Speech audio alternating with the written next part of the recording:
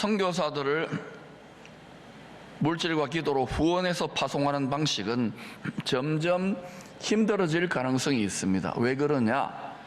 사농공상, 이전에 가치관은 그랬습니다. 철학적인 것, 신학적인 것, 성경적인 것, 종교적인 것, 사농공상이었잖아요. 이 금융이나 돈, 이게 제일 사실은 천대받았던 잡이었습니다. 근데 지금 어떻습니까? 상, 공, 농, 사입니다.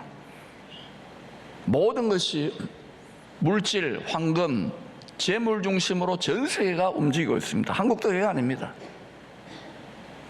교회가 반드시 밟고 디디고 일어나야 될 영역 중에 하나가 이 물질 시스템을 복음을 위하여 다시금 돌려드리는 거예요.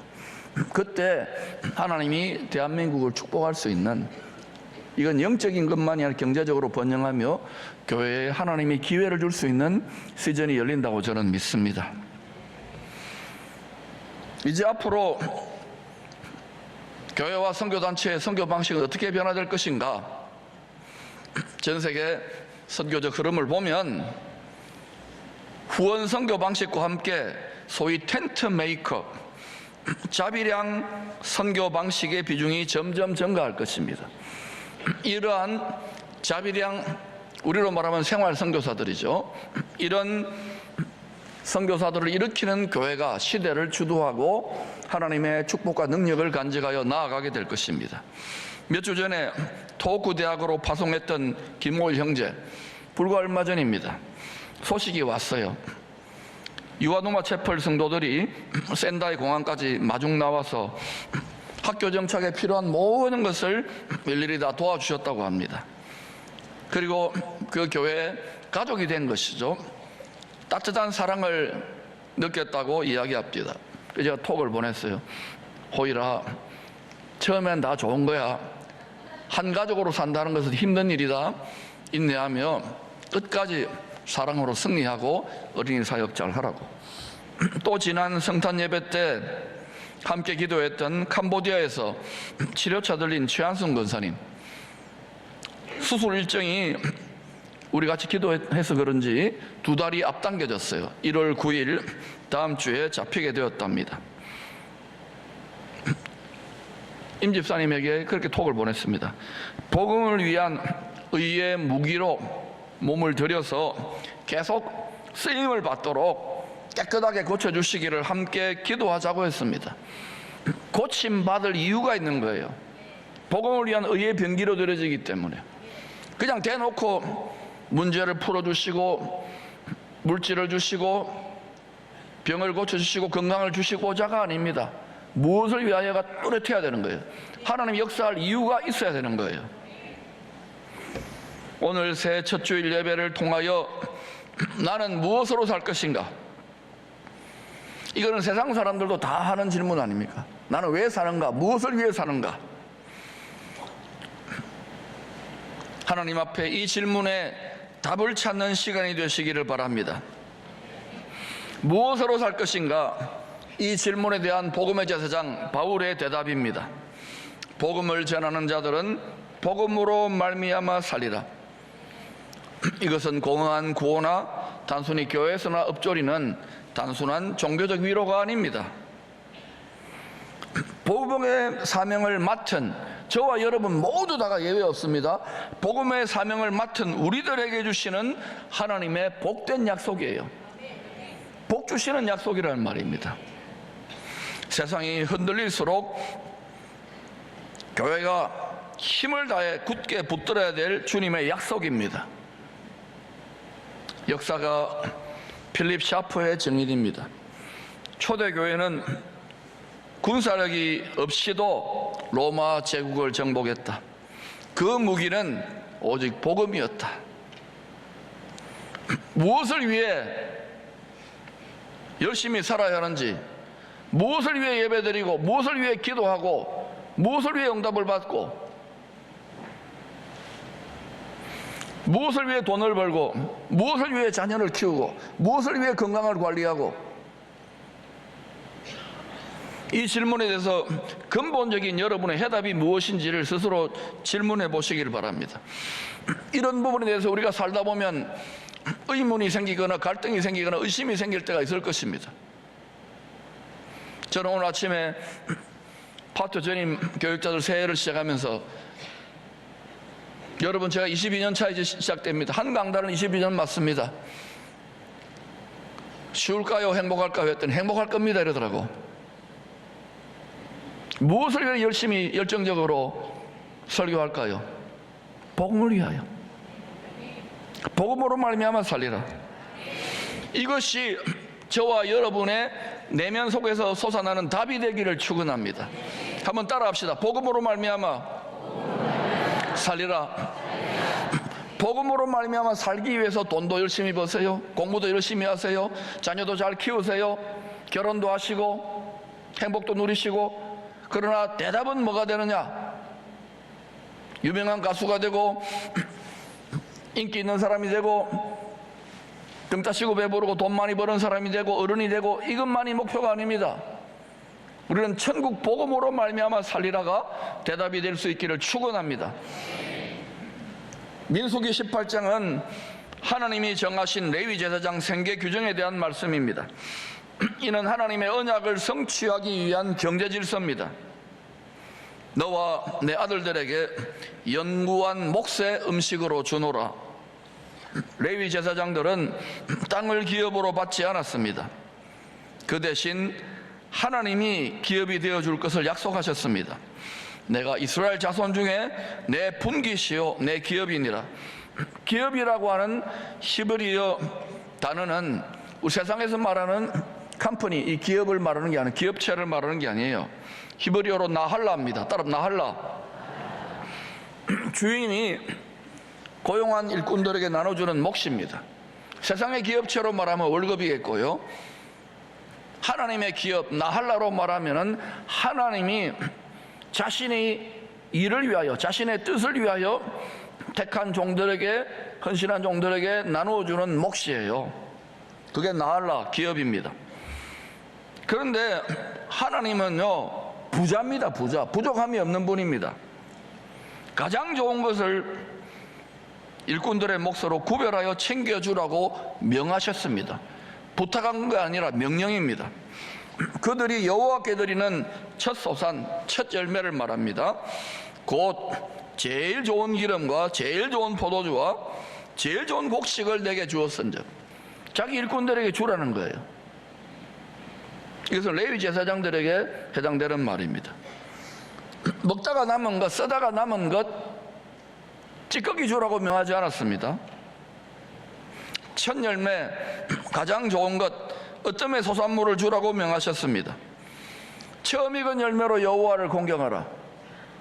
야고보서 1장 18절에 우리를 모든 피조물들 중에 첫 열매로 삼고자, 제사장 삼고자 예수 믿게 하셨다고 이야기합니다. 왜 첫 열매로 하나님을 공경해야 될까요? 왜 첫 열매로 나를 하나님께 드려야 될까요?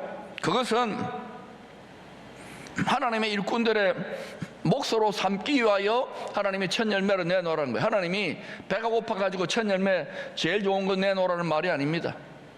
우리 몫인 거예요. 우리 몫. 그런데 항상 구약시대도 신약시대도 보면은 이게요, 사단이 욕심으로 역사하잖아요. 욕심이 형태는 죄를 낳고 죄를 먹고 세력이 커지는 거예요. 이걸 제대로 말씀을 모르면은 첫 열매 신앙이 무너지는 거예요. 이 첫 열매 신앙을 회복할 수 있기를 축원합니다. 우리 몫이 되는 거예요. 사명을 맡은 자들. 하나님은 레위 제사장들과 언약을 맺으셨습니다. 레위와 세운 나의 언약은 생명과 평강의 언약이니라. 따라합시다. 생명과 평강의 언약. 모두 다가 생명을 원합니다. 건강을 원합니다. 모두 다가 평강을 원합니다. 레위와 레위 제사장과 세운 언약을 말해요. 하나님의 백성들에게 생명과 평강을 주시려고 제사장 언약을 체결한 거예요. 그러나 제사장 나라 이스라엘이 이 사명을 잃어버렸습니다. 유월절 어린 양의 피로 출애굽한 제사장 나라의 사명을 잃어버린 거예요. 탐심의 우상 숭배로 말미암아. 이때부터 하늘의 문이 닫혀버립니다. 복의 통로가 막히게 됩니다. 아무리 그들이 제사 드리고 기도하고 성경을 읊조리고 예물을 바쳐도 하늘의 문이 닫히는 거예요. 하나님은 속지 않습니다. 여러분, 사명을 망각하면 하늘의 문이 닫힙니다. 이것은요, 먼저는 개인에게 적용되는 거예요. 개인이, 여러분이 예배 드리잖아요. 하늘 문이 열린 예배를 드리는가? 가정이, 가족이 예배 드리는 하늘 문이 열린 예배를 드리는가? 교회도 수많은 교회들이 드리지만 저는 정직하게 말한다면 모든 교회가 하늘 문이 여는 예배를 드린다고 생각하지 않습니다. 이거는 나라도 마찬가지인 거예요. 우리가 드리는 예배가 올 한 해 놋하늘같이 굳게 잠긴 하늘 문을 여는 예배가 되기를 축원합니다. 사명을 망각하면 하늘 문이 닫힙니다. 복이 변하여 화가 됩니다. 저주가 됩니다. 책임이 있기 때문에, 언약을 맺었기 때문에. 결국은 구약의 레위 제사장 제도는 무너지고 맙니다. 그러나 여러분, 사람은 무너져도 하나님은 무너지지 않습니다. 예수 그리스도의 십자가와 부활, 예수님이 영원한 복음의 대제사장이잖아요. 자신이 성전이고 자신이 대제사장이고 자기 몸을 희생제물로 십자가에서 바쳤잖아요. 그 예수 그리스도의 십자가와 부활을 통하여 그것을 믿는 성도들, 그 복음을 위해 살아가는 성도들을 통하여서 무너진 구약의 레위 제사장 제도가 이방인 성도들에게 확장되어지는 오히려 전화위복의 역사로 원수에게 강탈을 해버리는 거예요. 할렐루야. 하나님은요, 우리들의 연약함과 불순종에도 불구하고 하나님은 자신의 일을 계속해서 전능하신 그 능력으로 하고 계신다는 걸 기억하시기를 바랍니다. 구약 제사장의 사명이 복음을 전하는 신약 성도, 신약 교회에 맡겨진 것입니다. 바울은 자신의 정체성을 점점 복음 전하는 과정에서 내가 복음의 제사장이구나, 이방인들에게 천국 복음의 씨앗을 뿌려서 열매를 거두어서 그들을 거룩한 제물로 하나님께 드리는 내가 복음의 제사장이구나라고 이해하게 된 거예요. 신약 성도들은, 이방인들은 구약의 레위 제사 제도를 모르니까 영어를 달리 하다가 점점 바울이 이제는 자신이 복음 전할 때가 얼마 남지 않았을 때 그걸 점점 하나님이 깨닫게 하시는 거예요, 성령으로. 그래서 그는 복음의 제사장으로 이방인들에게 복음 전하는 일을 죽기까지 누구보다 열정적으로 감당했던 거예요. 그런데 바울이 복음 전하여 개척한 고린도 교회, 힘들게 낳은 아기와 같습니다. 이 교회가, 바울은 이제 다른 지역으로 복음 전하러 떠났는데 파당을 지어서 다투다가 복음의 사명을 망각하고 하자 심히 고통했습니다. 그래서 쓴 편지가 고린도 전후서예요. 눈물의 편지입니다. 고린도 교회 성도들은 서로 싸우느라고 내가 더 잘 믿는다, 내 방식이 맞다고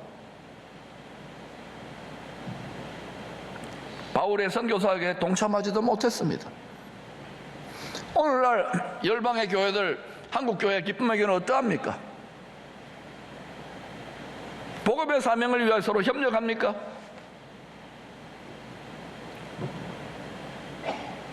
원수는 이간질하는 영이에요. 원수의 역사가 반드시 나타나는 곳에는 이간질의 역사가 있는 거예요.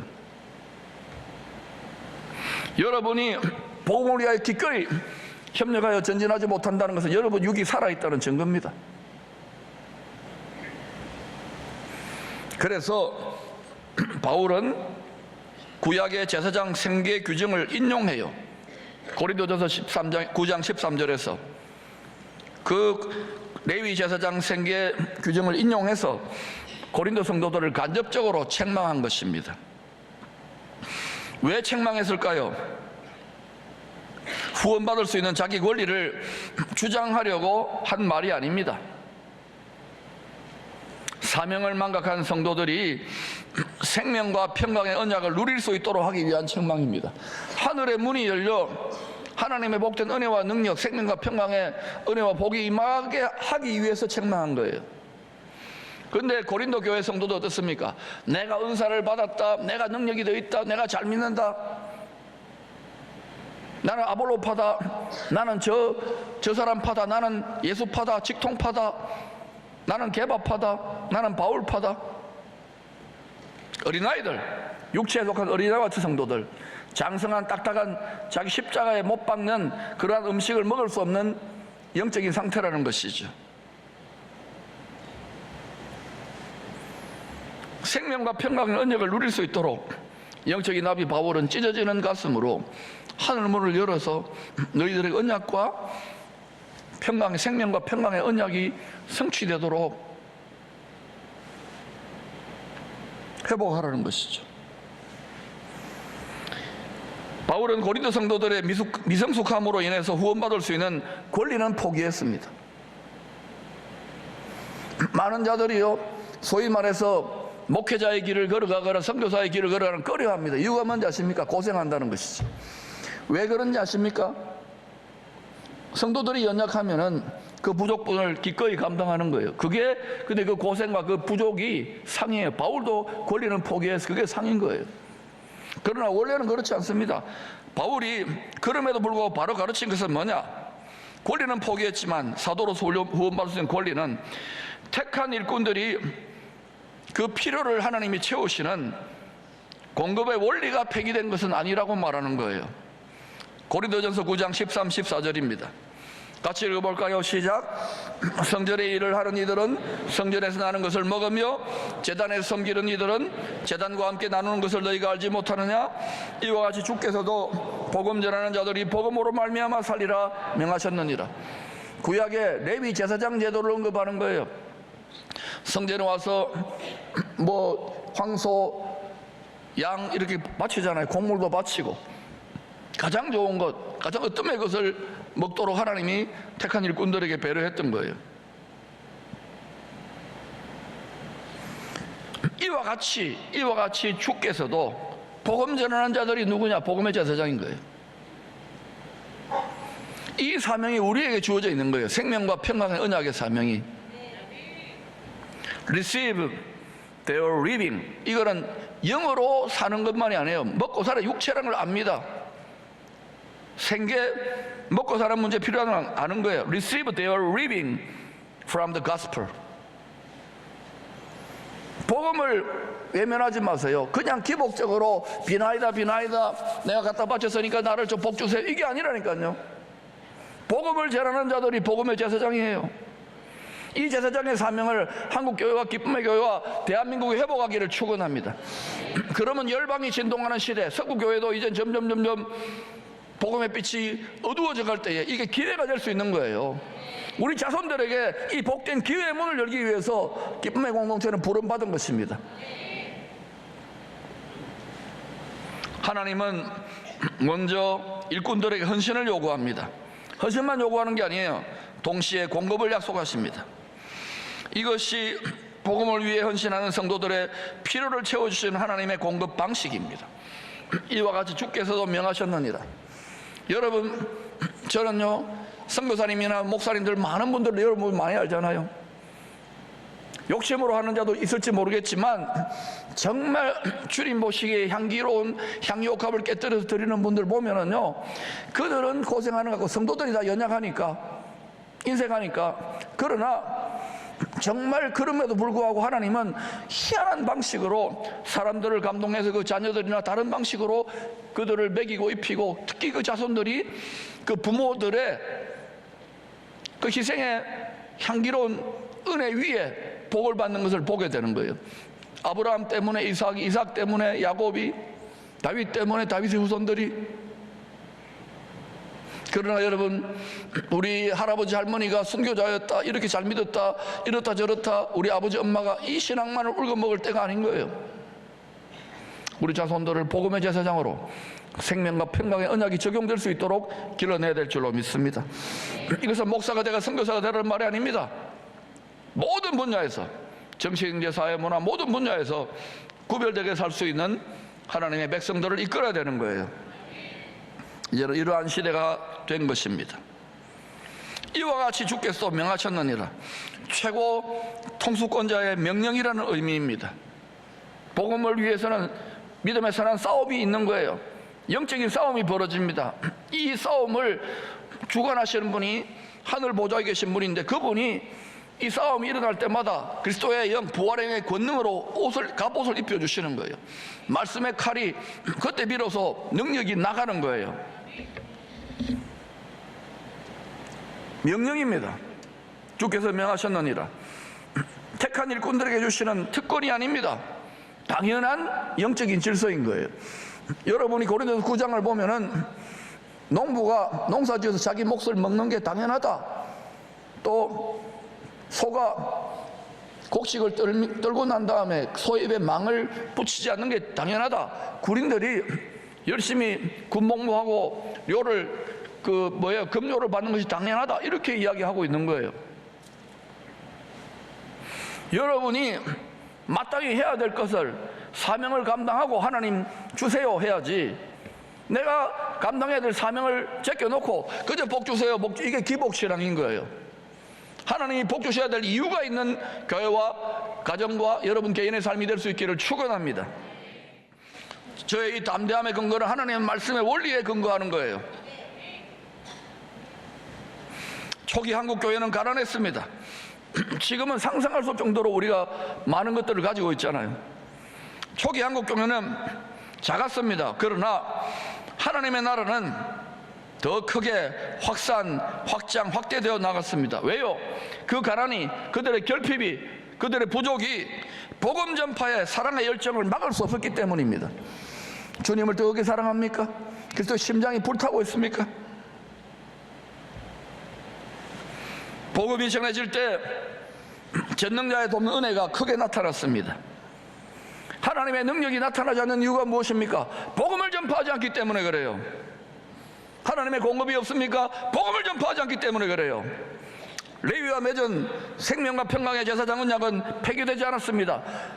스스로 계시는 영존하신 하나님의 입에서 나온 뱉은 말, 그 약속은 폐기되지 않아요. 이제는 그리스도 예수 안에 있는 복음의 제사장 사명이 이제 우리에게, 그리스도 한 몸 된 우리에게 주어진 거예요. 기회인 거예요, 기회. 복음의 사명을 망각하면 말라기의 저주가 우리에게 임할 수도 있습니다. 우리 자손들에게도 임할 수가 있는 거예요. 예수 없이 아무리 여러분 천금을 쌓고 억만금을 하고 출세하고 잘났다면 뭐합니까? 그 끝이 무엇입니까? 천국을 믿기는 믿습니까? 그러나 사명을 회복하면 생명과 평강의 복이 생수의 강물처럼 다시 흐르게 됩니다. 교회는 단순한 모임이 아닙니다. 사교 모임이 아닙니다. 개모임이 아닙니다. 프로그램의 집합도 아닙니다. 여러분을 평안하고 만족하게 해주는 사교 장소가 아니라는 거예요. 교회는 사명의 공동체입니다. 교회는 사명을 위해, 복음을 위해 영적인 싸움을 싸우는 공동체예요. 선교는 교회의 한 사역이 아닙니다. 결국은 나무가 자라면 결국 어때요? 복음으로 살도록, 복음을 전하도록 열매를 맺는 삶으로 귀결되는 거예요. 선교는 지상교회가 존재하는 이유입니다. 한국교회 왜 약해집니까? 복음을 전하지 않으니까. 선교는 그리스도의 몸의 뜨거운 심장입니다. 강단은 그 심장에서 양분을 그리스도의 몸된 지체들에게 뿜어서 공급하는 거예요. 계속 강단이 살아있어요. 여러분도 강단이 되어서 나가서 복음을 외칠 때에 하나님이 능력을 주시고 힘을 주시고 또 은혜로 역사하는 거예요. 뜨거운 심장, 그리스도의 심장을 회복할 수 있기를 축원합니다. 말세가 되면 점점 사랑이 식어져 가요. 심장이 식어지는 거예요. 그래서 신앙이 다 식어져 가지고 막 여기저기 몸도 아프지만 영이 아파하는 거예요. 주의 탄식 소리를 들으시기를 축복합니다. 저는 감사한 것은 기쁨의 교회 4세대가 힘을 다해서 연합하고 부족하지만 앞장서는 것에 대해서 너무너무 감사한 거예요. 지난 성탄 이브 예배 때도 우리 다문화 말씀숙교회, 또 옆에 있는 탈북인들, 세터민들 주찬양교회 왔을 때 은퇴 장로님들이 복음 전하고 격려하고 선물 나눠주는데 90세가 되면 어른들이요, 그들에게 간증하는데 천국 간증, 천사 본 간증을 하는 거예요. 막 그 수술한 혼수 상태에서 간증하는데 제가 그 옆에서 증인 아닙니까? 갑자기 이 지팡이 짚고 하던 이 어른이요, 힘을 받아가지고 막 하늘에 그 어떤 복음 전할 때 임하는 성령의 능력으로 막 행하고 있는 거예요. 말리지 않았으면 밤새도록 했을 겁니다. 이게 바로 여러분 생명수의 능력인 거예요. 복음을 잃으면 교회는 껍데기만 남습니다. 종교기관의 박물관이 되기를 원합니까? 생명수의 복음은 이미 우리 안에 있습니다. 문제는 흐르고 있는가 아니면 막혀 있는가? 여러분 안에 있는 생명수의 복음이 흘러가고 있습니까? 막혀 있습니까? 무엇이 그것을 막고 있습니까? 여러분의 생각, 여러분의 계산, 여러분의 욕심이 막고 있는 건 아닙니까? 그러면 생명수가 됩니다. 그러나 막히면 복음은 생명력을 잃고 그때부터 썩기 시작합니다. 새 출발선에 우리는 하나님의 약속 앞에, 영원하신 말씀 앞에 서 있습니다. 올 한해 무엇으로 살 것입니까? 여러 가지 세상에 많은 지식과 가르침들이 있을 것입니다. 이 질문에 대한 여러분의 대답은 무엇입니까? 저는 올 한해 제 스스로에게 다짐합니다. 또 여러분 가족에게, 여러분 자신에게 다짐하십시오. 따라합시다. 복음으로 말미암아 살리라. 복음으로 말미암아 살리라. 삶에 낙심이 오고 시험이 오고 우울감이 오고 포기하고 싶을 때, 내가 왜 사는가? 영원한 복음으로 말미암아 살리라. 스스로 자문자답하십시오. 그러면 솟구쳐 나오는 생명수 같은 새 힘이 공급되어질 것입니다. 이 세상에 있는 힘이 아닙니다. 하늘로부터 임하는 생명수의 능력입니다. 그때 너희 모든 설 것을 채우시리라. 생명과 평강으로 인도하리라. 복음으로 말미암아 하나님 우리에게 약속하신, 자신의 택한 일꾼들에게 약속하신 모든 언약적 축복들을 풍성히 받아 누리며 사는 올 한 해가 되시기를 간절히 축복합니다.